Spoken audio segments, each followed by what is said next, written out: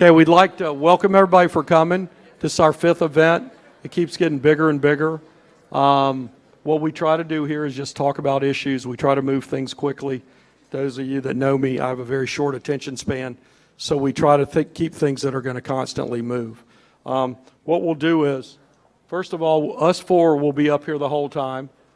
John McNeil, one of our partners, office specialist, Slayton, one of our partners, just does a lot of things. Jimmy Nystrom and I have been together since 1985 or 86, working together. Nobody knows office deals better than Jimmy. So us four are all going to have a live mic the whole time. First of all, very quickly, we'd like to call Aaron Slota up for CoStar to talk briefly about CoStar just for a second. They're our sponsor. I don't know if you guys use CoStar or not. It's it's the main data source for things we do. If you believe CoStar, which we do, we're basically number one in all categories that they measure. So that's a good thing. That and $1 may get you a cup of coffee, but it's still nice to be top. Aaron? Hey. Thanks, Ed. Hello, everybody. You might have been expecting Andy Fink or Ken Walzer to be up here today, but my fault, I overbooked them. So you have me. I'm Aaron Slota. I'm the regional director for CoStar. Some of you are familiar faces. Some of you are new. I would love to meet some of you afterwards if I hadn't got to meet you yet. If you aren't one of our clients here today, CoStar is the largest commercial real estate database in the world. Greg Vining's also here. I didn't forget about you, Greg. He is with our LoopNet team. Famous question is, what's the difference between LoopNet and CoStar? Well, LoopNet is the world's largest online marketplace for commercial real estate. So CoStar is the data and analytics side, and then LoopNet is our marketing and advertising. So Greg will be here for you to meet afterwards as well. Some big news for the LoopNet team is that 10X, if you're not familiar with 10X, it's our auction site. They are going to be merging with LoopNet a little later this week. So Greg can fill you in on some of that as well if you want to meet with him afterwards. And I just wanted to say hi and fill you in on a little bit about what we do, and thank you guys for having us here. It's our favorite event to sponsor every year. All right. Thank you. Yeah. Thank you for that. Okay, we'll get started. We're going to move through all the different segments of the market and talk about, good and bad and all those things going on. We're all going to have a live mic, and we'll all talk our way through this. So, first thing, we've been hitting on this lately over the last several years. This high taxes, high insurance hurts more than the landlords. It pushes all the way down to the tenants. It pushes all the way down to the product that people can use. We're hearing from the legislature there's going to be some relief, but as long as we have natural disasters and as long as our property values in Florida keep going up, we're going to continue to have issues. I mean, we think only a 16% increase is good this year in insurance because it's been 20 or 30 in the past. Taxes have gotten better. So we're going to keep tracking that. I'm sure you guys are all feeling it, whether it's in your house, in your office building, or your warehouse. So now we're going to turn it over to John and Jimmy and just give you guys a brief overview on what's going on in office. Yep. Thank you, Ed. So, locally our office market, Jimmy and I would both say is really good, especially, the last 6 to 8 months. The last 4 or 5 years, going back to COVID, I probably did more 12, 24, 18-month lease extensions than I'd done in my entire career. People just weren't making long-term decisions when it came to their office space. They were kicking the can down the road a little bit and just kind of say, oh, we'll figure that out, when we come out of this, if work from home is real, all the things. Now we're doing 3, 5, 7, and 10-year terms again, which is nice. Yeah, very nice. A couple of interesting anecdotes. The High Point Center downtown, we lost Ackerman about 4 years ago, 35,000 square feet. Today we have 2 spaces that are 2,800 square feet each. That is the only vacancy in the building. So it took a while, but it's going to come back to I think 95% occupancy in that building. Monroe Park Tower had the same event happen. We lost HCA and 35,000 feet as well. And we have re-tenanted most of that to around 85%, and we've got 2 or 3 prospects looking at taking 7,000 or 8,000 square feet right now. Yeah, and the good thing about that one, a lot of time in our downtown market, we see people just moving from High Point to 215 to Monroe Park Tower. It's the same guys filling up somebody else's, backfilling somebody else's space. Yeah. Two of those deals at Monroe Park that Jimmy did, one was a law firm out of Northeast Tallahassee, and the other was a Regis, which we already had Regis downtown, and it was so successful they wanted to do another one. They ended up taking 24,000 square feet on the 8th floor that HCA vacated. And they're getting close to 55 or 60% occupancy in that. And obviously, the turnover goes. So what's the rental rate downtown? What are people paying today generally on those 4 or 5 buildings? It's going to vary depending on the TI package, but we're executing deals, new and renewals, $26 to $35 a foot, full service. Yeah. Plus you pay $125 a month per parking space that you need. So you need to want to be downtown, but Or there's 160. activity downtown. Yeah. 160? Wow, okay. So if you want to be downtown, and if you don't have to be, you're not. But what we found out is the buildings are filling up. Yep. 215 Monroe is another success story. I think since we met with y'all this time last year, we've executed, I believe, 10 leases totaling about 45,000 feet. And that was a building that had some turnover, lost SunTrust. That's the old SunTrust building, Pennington Law Firm, Shuts and others. But we've had some good success there, mostly since last summer. So what we're finding out in all categories are, no one's building office buildings, right? You're not going to see a new office building built, not of any size, not unless you build it for yourself.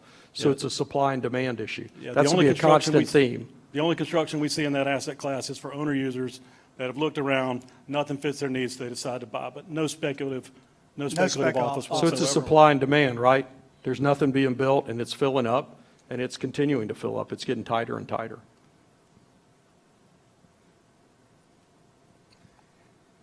Yep. We got some good drone shots. Yeah. This is obviously Northeast Tallahassee. That's another very, very strong market for us right now. Again, no new construction, and pretty much 100% of the well-designed, what we call well-designed office suites, especially in the smaller sizes, are basically 100% occupied.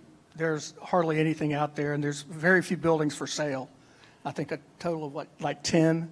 There was, as of last week, we had 10 office buildings for sale in the Northeast market, and honestly, most of those were medical or an investment sale. Nothing for a user. We just recently did a pretty large state lease extension for 43,000 square feet in the Hermitage Center.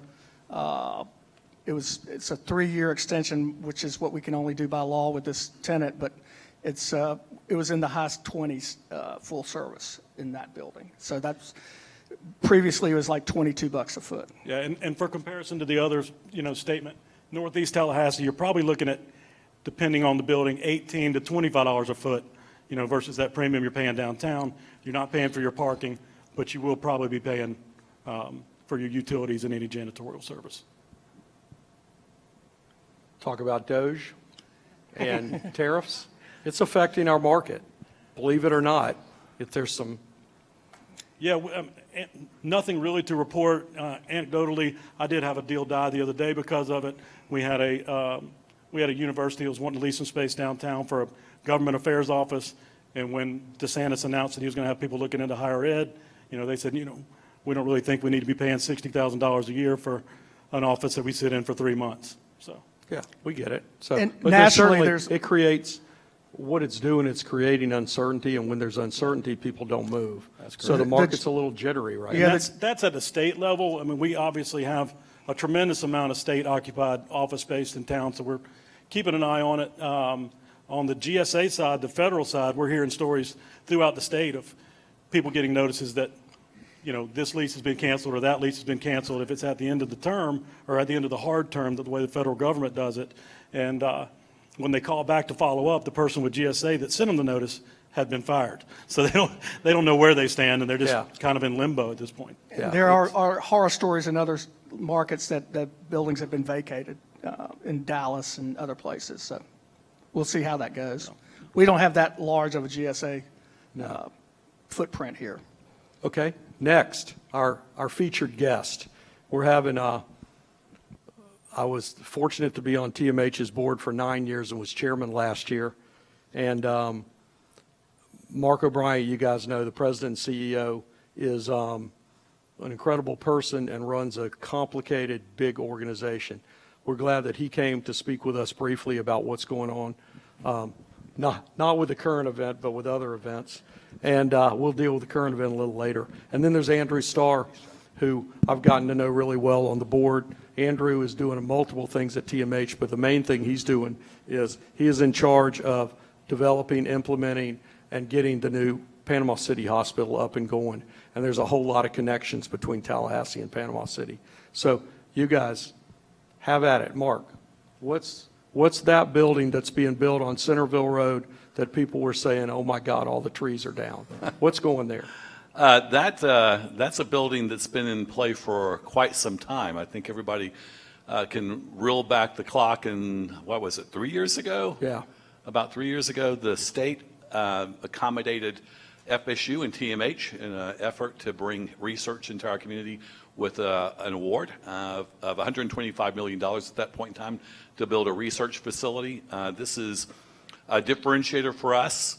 It gives us a chance to move further down that line of being an academic health system. We've been on that journey for quite some time. Actually, going back, and Ed's aware of this, we put it officially on our strategic plan in 2008. It's been a continual part of our journey as a health institution, moving from a primary, secondary hospital to a tertiary hospital to an emerging quaternary center. When you think about the level of care that we're providing, it is significantly higher and much more specialized today than it was going back several years. The reason why you may wonder why we're expanding out across the region is in order for us to bring those types of services to our community, it requires a large population. The population of Tallahassee by itself is not able to support high-end specialists. So if we want to bring that service to our community, we have to reach out to a much broader population, which serves us well. The next step, we always believed, was to create an academic health model. Ed was on the board at the time. This was when John Thrasher was still on the president. We jointly developed a strategic plan specifically for joint academic medical center growth. And from there, we've been on a series of different initiatives. And this is one of those initiatives.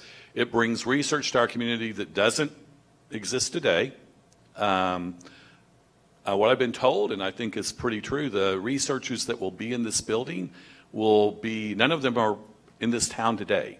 This is kind of like the NIL of researchers. As you think about FSU, it really is. If you think about FSU and their effort to bring research into the community, you're looking for researchers that have NIH grants, all sorts of other NCI grants, whatever, and you're trying to recruit them in. This is bench to bedside type research.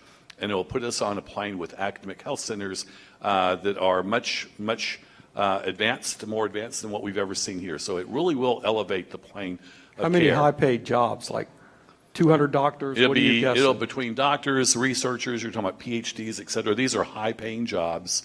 Again, the types of jobs that we would love to have here, Right. You're probably talking about 200 to 300 jobs at least in that category. But you're talking about millions, and I mean probably up into the $100 to $200 million of new money into our community through research Every year. Every year. And everybody knows the multiplier effect of new dollars. Those dollars get respent, 3.8 times? So you can Right. do the math. This is potentially $1 billion advancement in our economy here. So in spite of what you may have heard the last few days, up until then, everything seemed to be going well. Some curveballs, questions a little bit about what we do, but we are very much focused on advancing the quality of care in our community. As you know, we are a community asset. We want to make sure we keep it that way, and we want to do a partnership with FSU that allows us to even further advance what we do for the region we serve. Okay, thanks. Yeah, I make a presentation somewhat like this every once in a while. I can never explain what that building is, so thank you. Thank you for that. That was awesome. So Andrew, talk about the new hospital in Panama City Beach and what impact that has and what the connection is for Tallahassee. Yeah, we could not be more excited about what's going on in Panama City Beach. So we were awarded an opportunity, care of the St. Joe Company, to build a new medical campus in Panama City Beach. We started that journey actually a couple of years ago. We broke ground on our first medical office building in January of 23. It went operational in July of 24. 80,000 square foot new medical office building, which 80% of it is already fit out, and the remaining 20% is just about done. Bringing all new physicians and providers into the area. What's that going to mean for that area? I can tell you for Panama City Beach and really Bay County right now, there is a significant gap of health care. Really, for the residents in that area, if you want quality health care, your choices are come to Tallahassee or go out to the coast in Pensacola. Really, there are some local health systems, but there is an outcry, and this isn't me talking as the executive, this is coming from the community itself, a real outcry for more services, greater access, and we believe we can offer that. The new hospital, which we've broken ground on and are actually ahead of schedule by a couple weeks, goes live in fall of 2027. Is the first phase of what we hope will be a very long journey out in that market. Our first hospital, the first phase of the hospital will be a 180-bed chassis, of which we expect up to 80 beds to be operational, not including a 24-bed, 24/7 ER. We are looking forward to having about 350 to 400 new jobs, not including our medical staff, which I would assume would add another 50% onto that. Most of those, again, will be net new doctors that will be coming to that area. I will share with you physician recruitment, and I'll use Mark's sports reference even with NIL. The reality is physician recruitment is as difficult as Major League free agency right now. Physicians have choices anywhere they want to go. We are competing with Chicago, Dallas, New York, you name the major city. And the reality is actually coming out of the gate for our primary care, our urgent care, our cardiology, pulmonology, general surgery, anesthesia, we are adding all net new providers, and we are getting actually a large amount of interest from outside providers wanting to move to the area and begin to practice here because they see what an opportunity is. They see the opportunity to partner with FSU. They see what this campus could be. So it's an exciting time. We continue to grow, and we're looking forward to it. Bay County itself is growing by leaps and bounds. When you look at the EDA report between 22 and 27, almost 4,000 net new jobs coming in, almost $500 million in capital investments, not including almost $50 million in grant funding, most of which coming from Triumph. Incomes have gone up by 18%. And all of that doesn't include what's going on with Tyndall Base, which is bringing in $5 billion worth of investment. $5 billion. Jobs. billion. Billion, yes, billion. You said it, but that's a number, just to rebuild Tyndall. So there's a lot of opportunity out there. Bay County is growing by 6% in the next 5 years, Walton County by 12%. So this is really the last frontier of Florida, and it's one of the greatest by percentages growing areas actually in the country. So we couldn't be more excited about being part of that and building a foundation there and part of the health system that Mark just talked about, growing not just here in Leon County, but outside of that. And you built an 81,000 square foot office building. Yes. That you practically filled up, that we're fortunate we're helping you guys. Patrick Jones, one of our partners, is helping you with that. So he's here somewhere. So we're fortunate for that. So I think it's worth noting that one of the reasons why we're out there is St. Joe, when they were looking at partners, healthcare partners, they had an established relationship, decades long, with Ascension. They certainly had worked with other health systems before. When we went out there, honestly, we were the dark horse. But the reason why we garnered that, and St. Joe and George Gonzalez will, I think, be pretty quick to state this, is because they liked our community model of care. When you have a community-based health system, decisions are made within the community about the unique health needs of that community. And the options that they were looking at did not present that the way we had. And they liked the history and the structure and basically the experience of TMH in our market serving our community. So they wanted to duplicate that there. And I think the model that we've set up does that in spades. Yeah, we're going to be just like Tallahassee. My board will not be people in Nashville or St. Louis. They're going to be just like Tallahassee, the same people you see at Publix, you see at the beach, you see out and about with your families. The same thing will be true in Panama City Beach, and we couldn't be more excited about that. It continues to keep healthcare local, and healthcare is a personal matter. The ability to stay local for almost any and all healthcare needs, that's important to everybody here. Whether you live in Leon County, whether you're going to be out in Panama City Beach, that matters. That's the difference between corporate medicine and the medicine that we have been successfully providing in this community for a very long time. Look forward to replicating that out 2 hours from here. Okay, great. We just want to, I think it's important that everybody knows, because there's such a tie. There's a lot of businesses in Tallahassee that are now opening up offices over there because of the growth, and they're opening up medical offices. So thank you guys. Thank you guys. And Mark, Mark's kind of busy now dealing with everything that's in the paper, so I gave him a pass earlier today. I said, look, you don't have to come. He goes, no, I'd like to come. So thank you. Thank you guys for that. So next, we're going to talk about retail. We're also number one in the retail category in all leases. Debbie does between 45 and 50 retail leases a year. That's one a week. That's powerful, right? I mean, that's a lot of, and she works her butt off. So she's going to talk a little bit about retail, and then we're going to have a couple of other guys come up to do some talking. So what's going on? Okay, hey everybody, how you doing? Do we address this now or later? You can talk about that. Okay. Being a Football with my super son. mom. Broke the 2 fingers. Okay. All right, so the last couple of years that I've came up here and talked, I have told everyone that retail has been a huge demand in the Tallahassee market. With that being said, we now have limited to no vacancy, which is a good thing. Why is that? Because we really don't have any new construction except for freestanding buildings. It's the constant theme. Nothing's being built, so everything's filling up, and all the rates are going up. Yeah. Correct. And what is single-tenant buildings? Could be like a dental, like Heartland Dental, gas station, something along those lines. What does that mean for landlords that have little to no vacancy? Higher rents. It's great. If we can lower taxes and insurance, everybody will start making some money. Right, exactly. We're also seeing a lot of retailers change their footprint size. For example, Burlington Coat Factory, they're typically, 45,000 square feet. They're now looking at 20,000 square foot boxes. Barnes and Nobles will look at a 10,000 square foot building now. You've got consumers who are also looking for experiences, like Dick's Sporting Goods. They're now doing like a huge sports 100,000 square foot building where they have rock climbing walls. You can try out, they have golf bays so you can hit, what do you call them? Golf, whatever. I play golf and I can't think, sorry. I'm frozen when I'm up here. Track man. Batting cages, basketball, so that you can have a really great experience in a 100,000 square foot building and then buy your product afterwards. So you're putting, basically the way we look at retail is when you fill your centers, we put things in there that you can't buy on Amazon. That's right. So anything you can sit at home and click it up and buy, those retailers are fading out pretty quickly. But there are a lot of uses that are not retail, and that's what this is. Right. How many have you all walked in the mall? I'm probably going to assume most of you have not in 5 years, or unless your wife or girlfriend drags you there.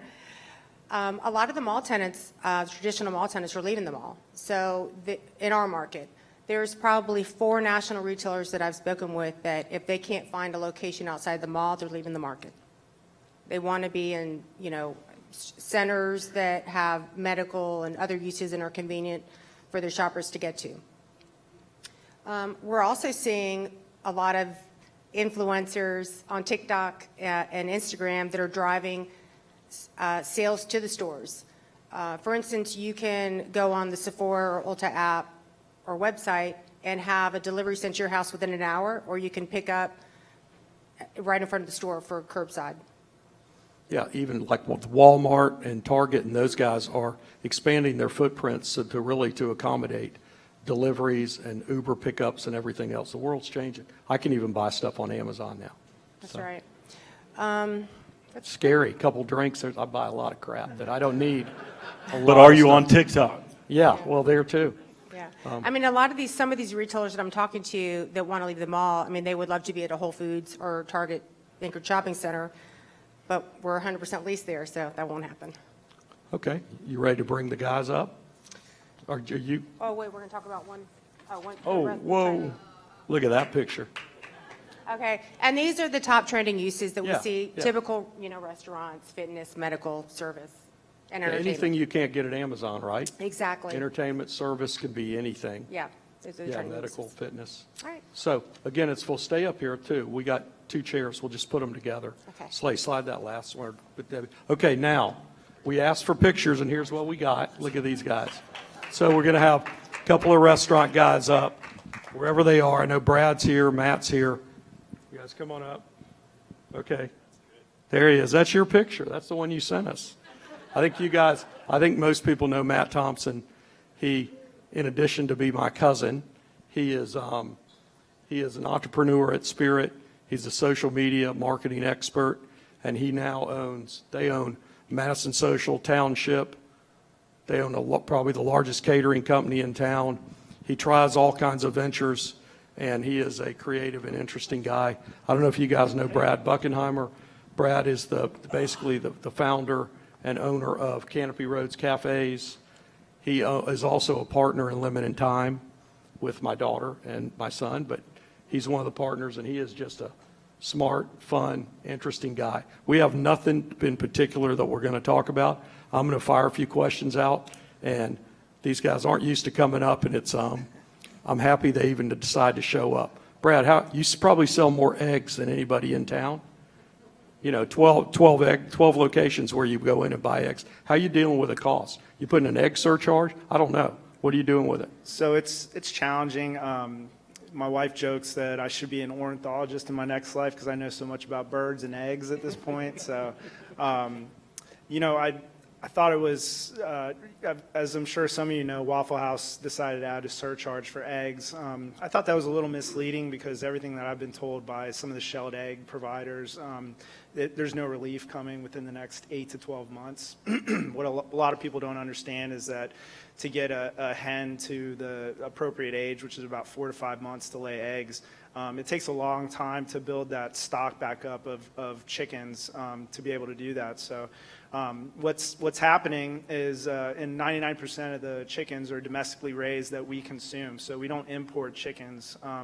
So basically what's happening is you're seeing the demand rise. Bird flu happens with migratory patterns, so obviously all the birds fly south for the winter. So you see a spike. Ever since 2022, you've seen a spike pretty much every November and December. So that's not something that's new to us, but what we have seen is that within the past year, this November and December was extra hard for bird flu. And so what happened was it drove the value of the eggs up. Also, egg supply or egg demand is at a 20-month incremental high right now. So what I think you're kind of seeing is back during the pandemic when everybody was stockpiling toilet paper and things like that, what people are doing is they're stockpiling eggs. And so it's increasing the demand for eggs. So I guess the point I'm trying to make is with Waffle House, I don't think it's something temporary that you're seeing. I think it's happening. We're going to have this for a while. We're going to have this for a while. How many employees do you have? I have 188. How many do you have, Matt? 300. So think about that. Just think about that every day. How many does Lemon have, Kate? 20? Okay. All right. You got to manage a lot of people. That's Yes, sir. difficult. Yeah, very much. So, Matt, since one of your main businesses is the college sports bar in town, Madison Social, not just college, but it's point A, and does a tremendous volume. You serve good food. You do everything. How do you keep your sanity dealing with drunk college students all the time? I mean, daytime, nighttime, 300 and something employees. Think about that. First off, that picture, I cooked an amazing steak that's not shown. Yeah, the whole at picture Social isn't showing. It really is not doing it justice, by the way. Well, I mean, first off, I don't know if Coach Norvell is here, but I could use a better football season. 2-10 ain't gonna Amen. cut it in my world. Yeah, what is that? What's what percentage down are your revenues when we I'll have just give a bad number: year? $500,000 off of 2023. So, and that's just our two stores. I mean, and that's just on Fridays and Saturdays. There's a hangover effect that happens in Tallahassee. Those of you that are Knoll fans and you've lived here and you've lived through the terrible times, the lost decade and Willie, and so you guys know that like Sundays and Mondays feel different after a loss. And we see it certainly down in our area where students particularly don't want to go out. The whole premonition of like you drink your sorrows away, that's not a thing.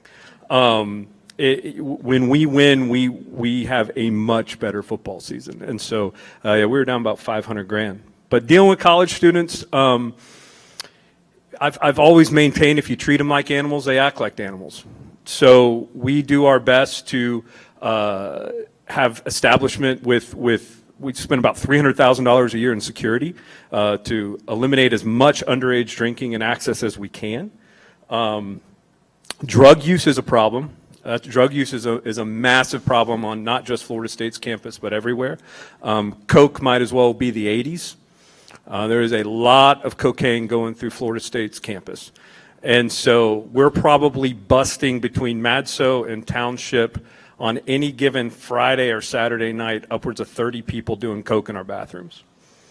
It comes in my report on the EOD.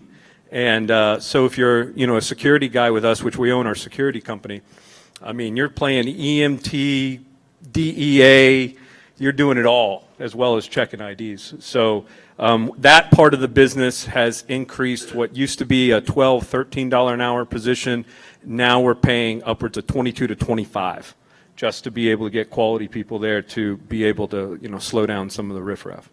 Yeah. What's next on the horizon for more Canopy roads? Any concepts? You also have a concept in Jacksonville called Egg Egg yeah. Boy. I was going to say Egg Slut. That's the one that's in No, Vegas. it's Egg modeled Boy. after that, very Yeah. much so. It's a fast casual version of our menu. I gravitated more towards fast casual. That's how Lemon and Thyme came about. It's a different model for me. It's something that I really appreciate and something that's a little bit easier to operate. So we're considering doing some new locations here in town. I was glad to hear these guys talk about Bay County and Walton County because there's just so much white space over there. Quite frankly, we have 2 stores in 30A, and there's just not enough restaurants for people to eat at ever since the demand went up during the pandemic. We've seen everybody asks how we do over there, and the equivalency that I can put it is like picture yourself having a restaurant in downtown Disney, what that feels like. The demand is so through the roof that it's almost tough to manage it sometimes. But we like Bay County a lot because what happens is the workforce all lives in Bay County and Panama City Beach and proper, and then Panama City proper, and then Panama City Beach. So we figured, why not open a location where most of the employees are centralized that all commute to the 30A areas. So we're looking very heavily at the Sweet Bay location in Panama City. We're looking at some other areas there, maybe going west to Pensacola, but keeping it all in the Panhandle for the time being. Love to do another one in Tallahassee because Tallahassee is where we were born and bred, and as long as somebody could make some more developments, that'd be amazing to see. Yeah, there's just not much new construction. Yeah, not much at all. And we What tend you to do, looking at doing, Matt? Anything new? Absolutely nothing. Sell it all and buy baseball cards. That's how I would like to live my life. We're focused heavily on catering. Our social catering events is going to turn 10 this year. You do a really good job of catering. I think most of y'all know that. Between our catering business and social kitchen, which we probably need to clean up some branding between those two, we're looking at doing over the next 2 years. We're doing about $4.5 million a year between those two brands. And so it's been a really good ride, but there's more opportunity for us to be able to develop that. Staffing, as Brad would tell you, is hard. Hiring GMs, what used to be 50 to 60 grand 10 years ago, I mean, you got to start in 6 figures nowadays to be able to pull somebody in. And there's just not like I hear everybody want more restaurants and more particularly slightly elevated, not quick service, but slightly elevated. Where do you get these people from? There's about 10 people in town that are not owner operated that can do what everybody's asking for. Like sous chefs and chefs that are not owner operated, there's not a lot of them. And so we're in the people business. We hoard people as best as we can. We hang on to them. That is something that we've seen tremendously since COVID. More and more requests of 2 days off back to back. That is very important to the hospitality community nowadays. So figuring out that juggling of schedules to make that work and keep everything running is a challenge enough. So we're not really looking for more projects, but we certainly want to expand our catering, and I'm always looking for kitchen space. Yeah. I would also add that, work-life balance ever since the pandemic has been a key employee issue. Like Matt said, 2 days back to back, everybody wants to have their version of a weekend. So a lot of times with management, and I'm sure he would agree, part of the selling point for them is being able to give them 2 days back to back. But it's very challenging, and as restaurants continue to come into the market, That's just somebody that you immediately need to compete with, where you could potentially lose an employee with. So you have to have a solid foundation with your employees to make sure that they don't go elsewhere. Okay, we always talk, anytime we do any talk, we show the restaurants that have closed in the last year. You guys can see those. Luckily, y'all aren't on there. And we can, and then we talk about, but every time one closes, restaurant space is valuable and it releases every single time, right? Nothing's being built, all the kitchen's in place. There's always somebody that's going to try to take a spot. So we constantly, so they're the new ones if you guys, so pick your new favorite ones out. And hopefully some of them won't be on the closed ones next time we do it. But Yeah, we bought I'd be a- willing to bet some of them will be. Yeah. We bought Slayton helped us get a warehouse right there on Carolina, and so we operate our kitchen, or probably 60% of our catering out of a warehouse that we converted to kitchen space. Right, almost, So, basically right downtown, just north of the correct. downtown. Yeah, And you block north of And Birds. you have a space too somewhere, right? Yeah, we took over an old Pizza Hut carryout location. Pizza Hut uses conveyor technology where you put the pizza on one end and it cooks through the oven and comes out the other end. It just so happened to be the same kind of ventilation system that we use. So we took over an old carryout location and we formed a ghost kitchen inside that services all of our third-party apps. Okay. This has been great. I mean, I learned something every time, and thank you guys for coming. Told you it'd be quick, so unless you guys have anything else to say. No, thanks for having us. Yes, thank you guys.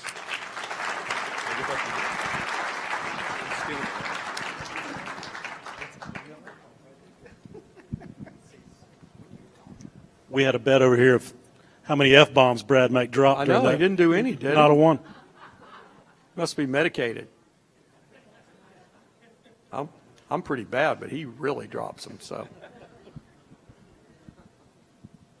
Okay, next, again, we cover every segment, and Alan's going to talk about industrial real quickly. We've talked to you guys over the last few years and have said things are continuing to go up, so. Yeah, thanks, Ed. That last picture we were talking about the other day, switch back for a second. I want people to see this.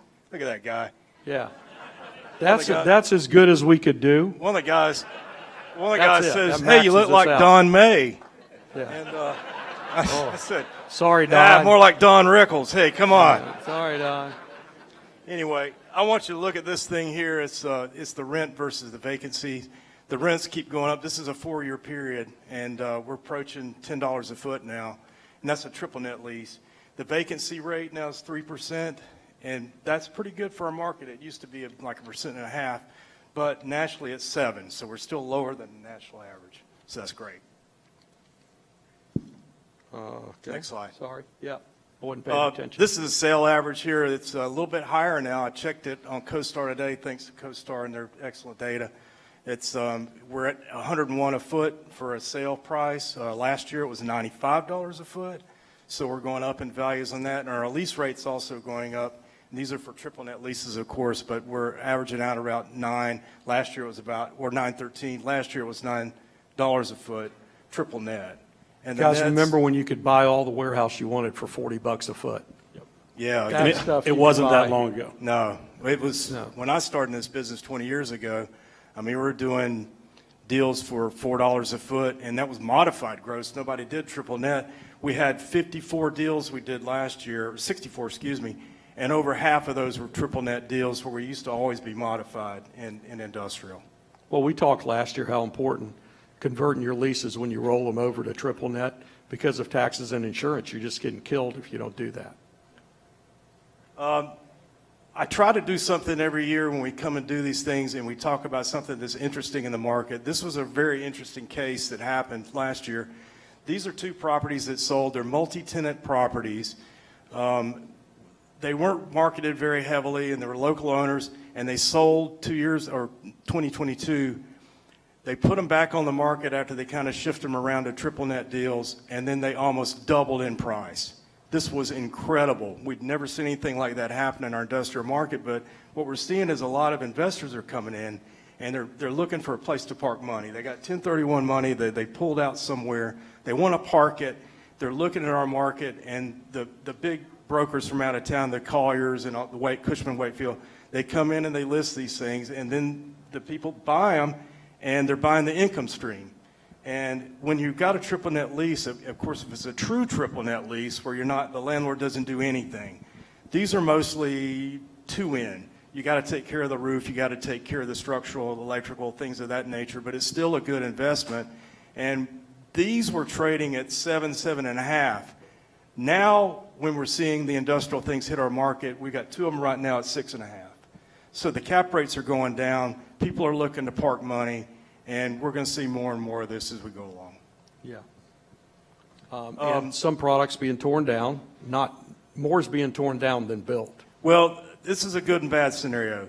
This is the bad part. We're losing, in 2025, we're going to lose 175,000 square feet of warehouse space. That's bad.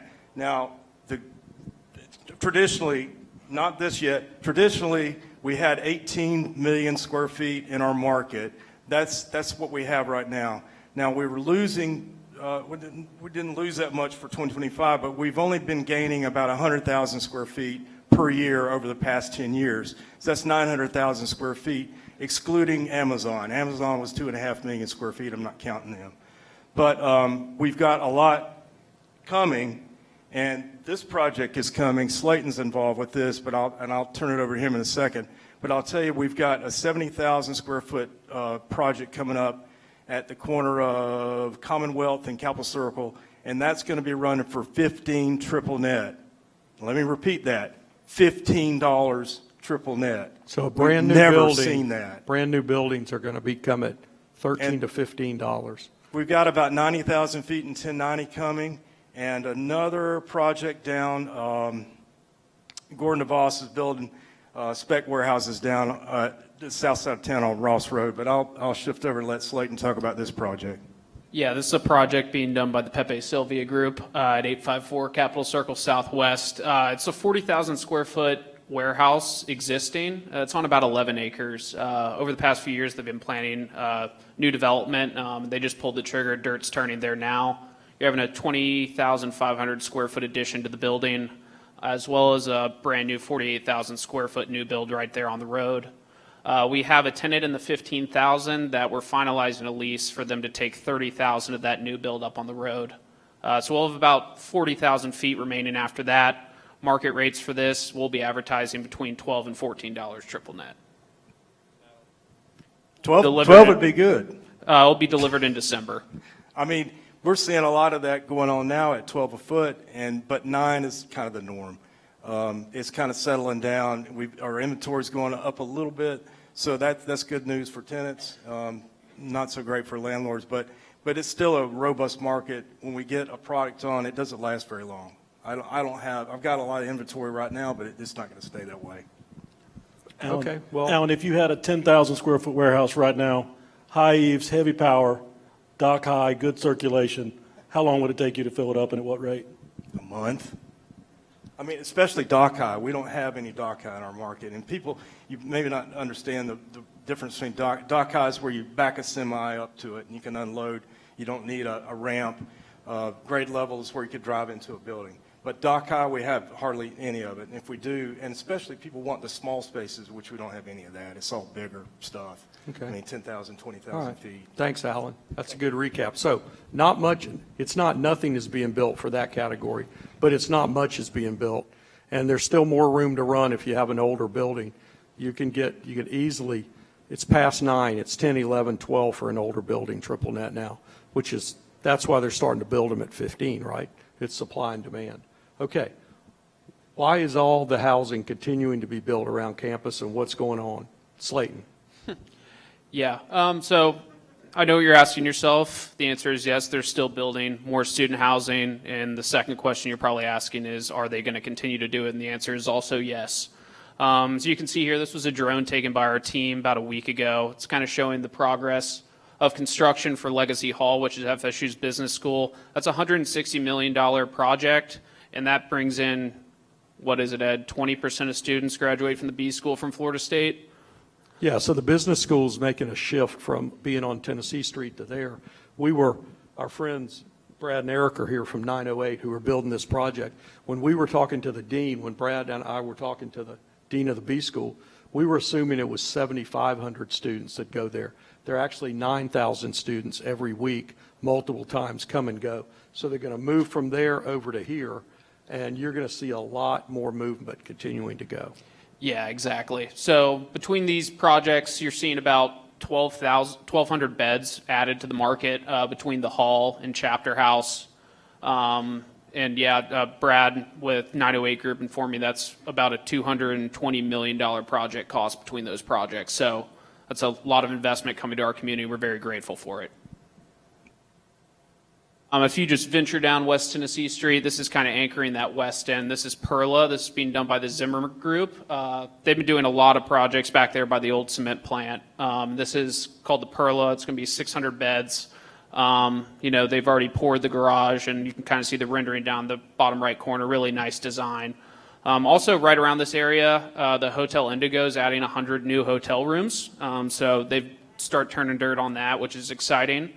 And then there's a project called Park 7, which is another student housing project, about 700 beds. That's going where the old warehouse bar was. And then another area getting a massive facelift is the West Tennessee Street area. They're already kind of topped out at the hub. That's 1,300 beds.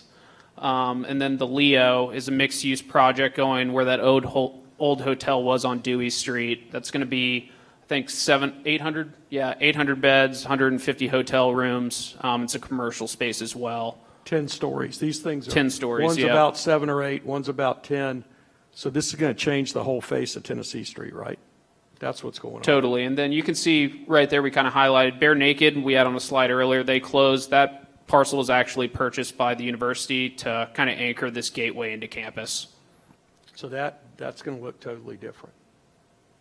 And then again, just wanted to, we're not in the residential business, but we do like tracking residential growth because we believe commercial development follows residential growth.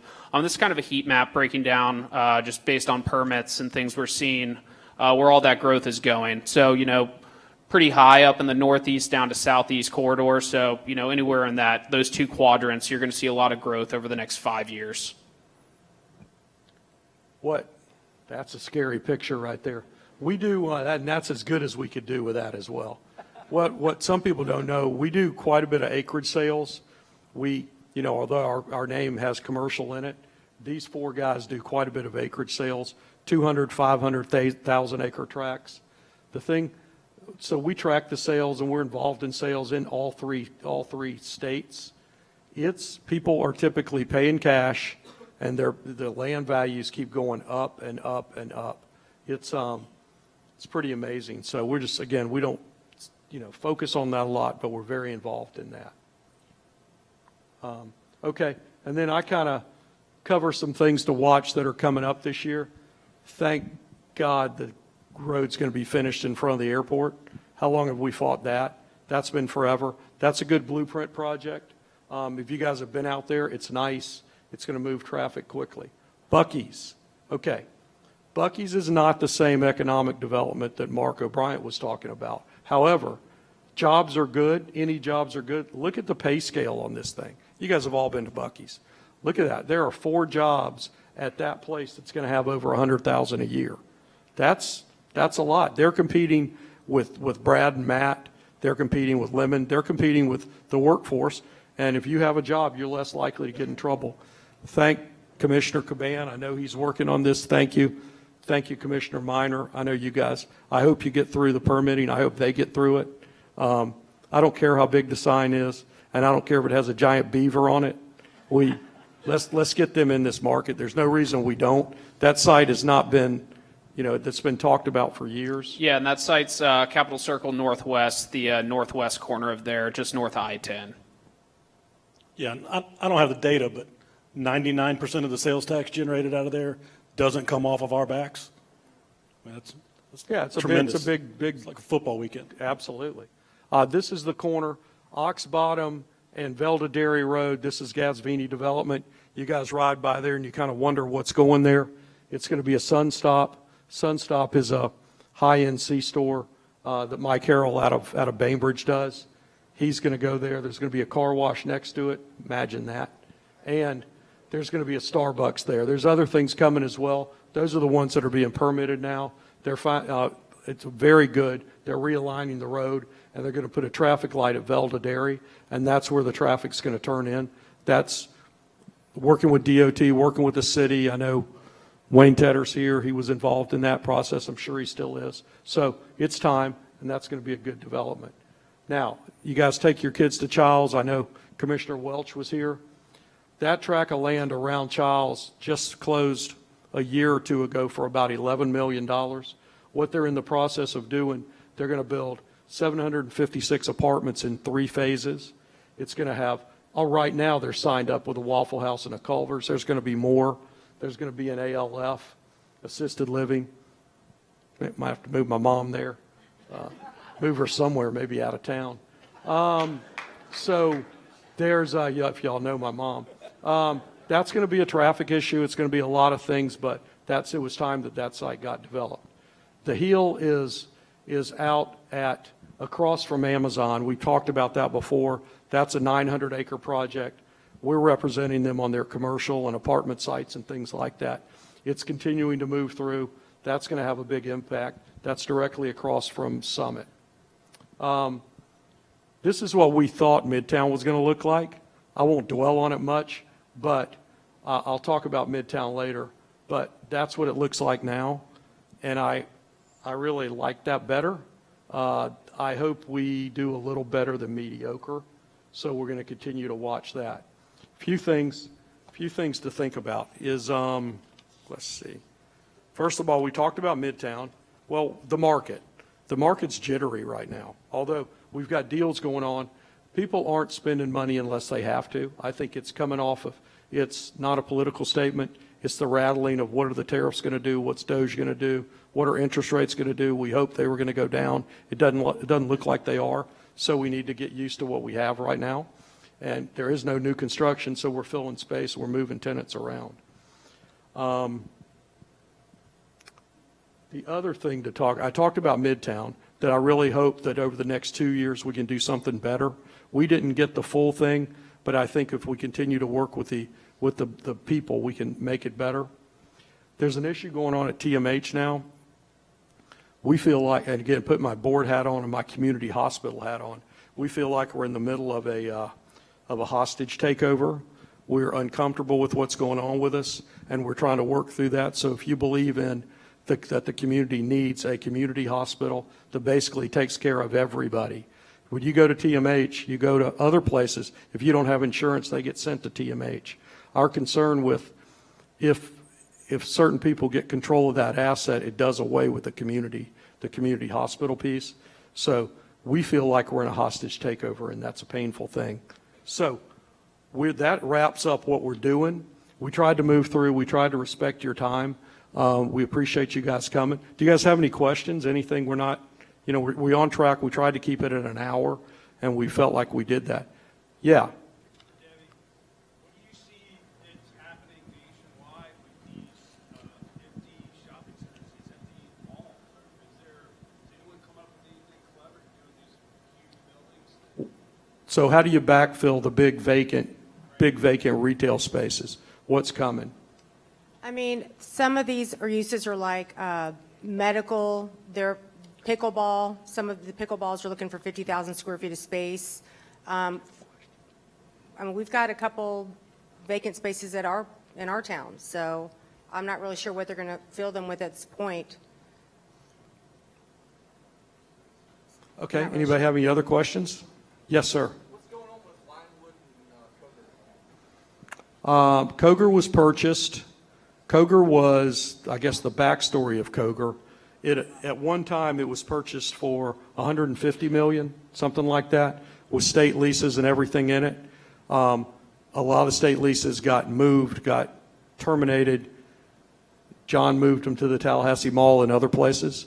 Coger went back to the bank, and it did just resold within the last year and a half for $25 million. And it is now in the process. You're seeing it is almost impossible to rent third and fourth generation 1970s office space. You can't do it. We don't have enough job growth here. We need job growth. We don't have enough. and there's no way to backfill that. So you're going to see a lot of those older buildings are going to be torn down, not all of them. And then also it's been difficult. Those state leases used to trade at a cap rate, but state leases are gross leases. That means the landlord pays everything, taxes, insurance, janitorial, anything in the world, and you're not able to pass those expenses through to the state on that. So those have been crunched. The value of those have been crunched. So it's still a work in progress. And there's not a lot of demand out there. Winewood, you want to talk about Winewood? I think it's a great middle-income apartment site, you know. Yeah, there's really not much to say. I mean, it's kind of been mothballed. They shut the utilities off 2.5 years ago, I think. So last time I went, I hope the owner's not here, I was dang near sick within 30 minutes of walking through it. It's like a petri dish. Koger, you're seeing them sell some stuff on the north side, and we were able to lease a significant portion of the south side. FEMA took a whole building down there, but then on the north side, we sold a building to a medical user, and then you had the guy that tore the old Ellis building down for Culver's and whatnot. It's being chopped up and done different things with it. Winewood, I think the owners out of New York figured out they shouldn't have shut it down. They should have just had the air conditioning at a very low level. They learned what mold was like in August, and you can't walk in there now, and I don't know how you're going to ever retrofit or do an older buildings that are built in the 70s in that campus environment. So I think it's going to be probably an apartment site eventually. Disclaimer, I can't say that's how it is today, but that's how it was last time I walked in there. It hadn't been cleaned. Any other questions that you guys have? Okay, what we're going to do, we're going to open the bar back up. You guys are welcome to have drinks. And we want to, is Sue Dick here? Sue, are you here? No. I guess that you guys, I don't know if you guys have seen, she's announced that she's retiring at the end of this year. She's one of my best friends, really a force in this market for good, and she's done a wonderful job. She's been at the Chamber 30 years. She's been at the helm for 25 years. So she's provided plenty of time for a great landing. And if you see her, tell her it's a job well done. So that's it. Thank you guys. Thank you guys for coming. Thank y'all.